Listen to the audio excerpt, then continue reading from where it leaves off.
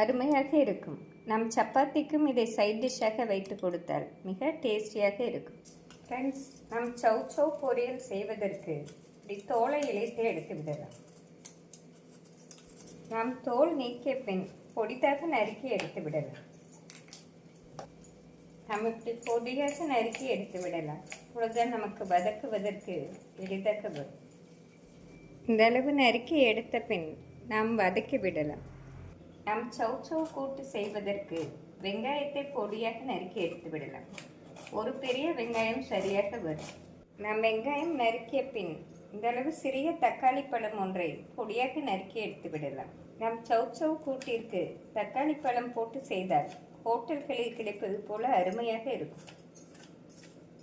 நாம் தக்காளி பழத்தை நறுக்கிய பின் ஒரு பச்சை மிளகாய் கீறி எடுத்து விடலாம். ஃப்ரெண்ட்ஸ், நாம் சௌ சௌ கூட்டு செய்வதற்கு இந்த அளவு பாசிப்பருப்பை வறுத்து எடுத்து விடலாம்.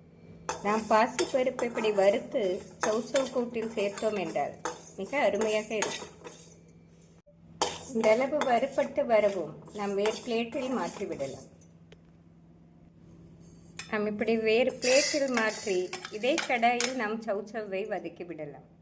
நம் கடாயில் தேவையான அளவு எண்ணெய் சேர்த்து விடலாம். எண்ணெய் காயவும் கடுகு, உளுந்து, ஜீரகம் சேர்த்து விடலாம். கடுகு பொரியவும் நறுக்கிய வெங்காயத்தை சேர்த்து விடலாம்.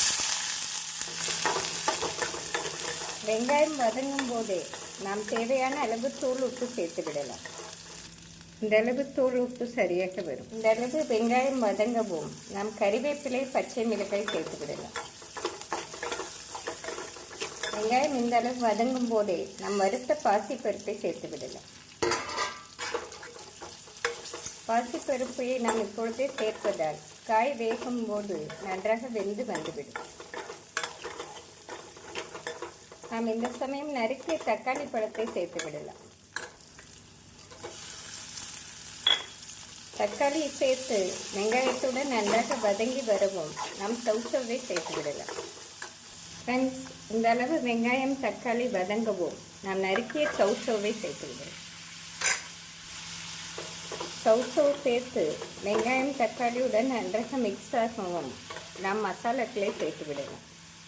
நாம் 1 நிமிடம் வதக்கிய பின் 1 ஸ்பூன் மஞ்சள் பொடி, 1 ஸ்பூன் குழம்பு மிளகாய் பொடி, நாம் பச்சை மிளகாய் சேர்த்ததால் 1 ஸ்பூன் குழம்பு மிளகாய் பொடியே சரியாக வரும்.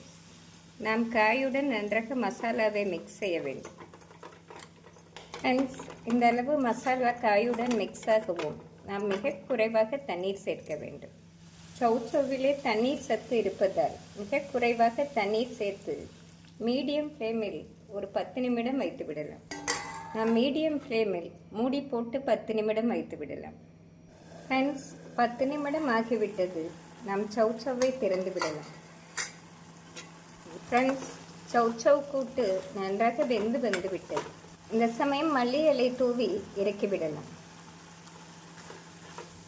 நாம் மூடி போட்டு 10 முதல் 12 நிமிடத்திலே நமக்கு நன்றாக வெந்து வந்துவிடும்.